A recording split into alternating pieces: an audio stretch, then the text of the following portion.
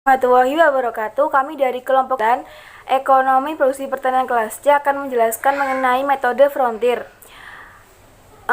Perkenalkan, nama saya Hanifa Febrianti, NIM 180321100143. Tugas kami yang berjudul yaitu Usaha Tani Cengkeh di Desa Palangka, Kecamatan Sinjai Selatan, Kabupaten Sinjai.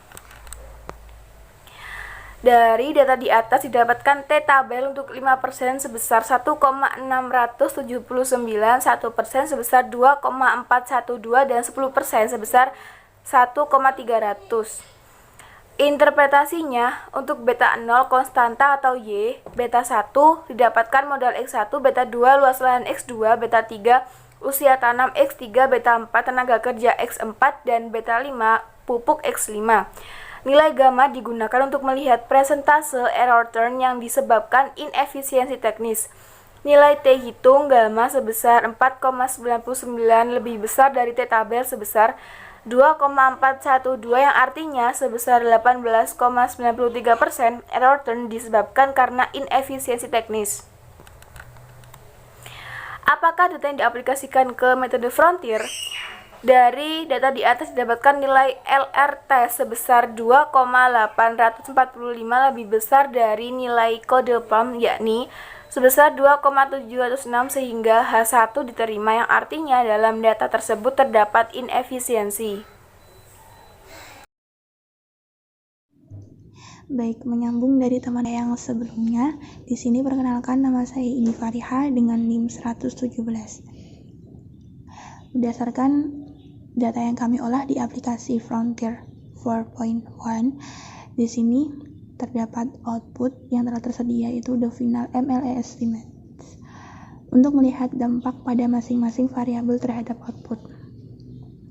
Di sini ada beta 0 sampai dengan beta 5. Beta 0 sendiri yaitu mewakili Y atau produksi, dan beta 1 sampai 5 sendiri mewakili X atau yang pertama X1 modal, yang kedua luas lahan, X3 yaitu usia tanam, X4 tenaga kerja, dan X5 yaitu pupuk. Interpretasinya, X1 nilai T hitung yaitu sebesar 2,19 lebih besar daripada T tabel yaitu sebesar 1,679 sehingga dapat dikatakan signifikan dengan nilai signifikansi yang digunakan yaitu sebesar 5%. Artinya jika modal X1 dinaikkan sebesar 1%, maka output akan meningkat sebesar 0,39%. Selanjutnya yaitu X2 yaitu luas lahan. Nilai T hitung yaitu sebesar 1,97 lebih besar daripada T tabel sebesar 1,300 sehingga dinyatakan signifikan dengan signifikansi yang dapat digunakan yaitu sebesar 10%. Artinya jika nilai luas lahan X2 dinaikkan sebesar 1%, maka output akan meningkat yaitu sebesar 0,36%. Selanjutnya yaitu usia tanam atau X3. Di sini T hitung adalah bernilai negatif dan kurang dari T tabel sehingga dikatakan tidak signifikan. Lanjut ke X4 yaitu tenaga kerja. Di sini nilai T hitung yaitu sebesar 0,966 lebih kecil daripada T tabel yaitu sebesar 1,300 dengan signifikansi yang digunakan yaitu sebesar 10%. Sehingga dikatakan variabel tenaga kerja ini tidak signifikan.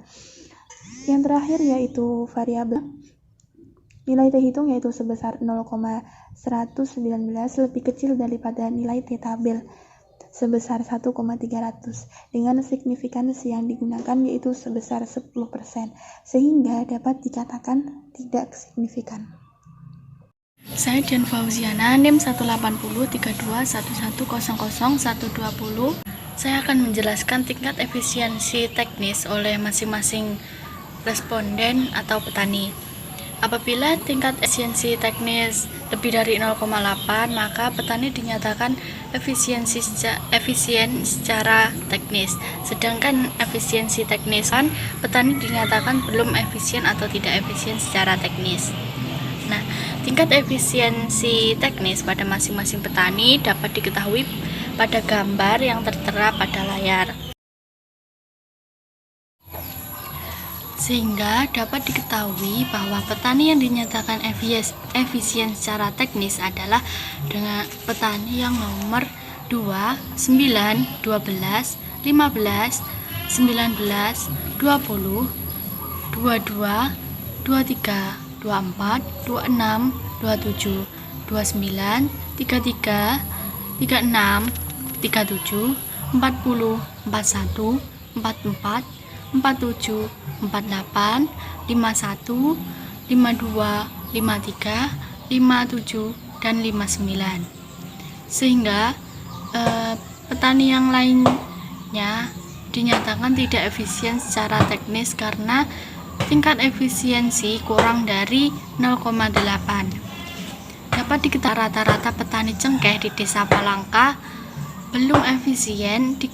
Rata-rata tingkat efisien yang dicapai hanya sebesar 0,7. Baik, mungkin itu yang dapat kelompok kami sampaikan. Kurang lebihnya kami mohon maaf yang sebesar-besarnya. Akhirul kalam. Wassalamualaikum warahmatullahi wabarakatuh.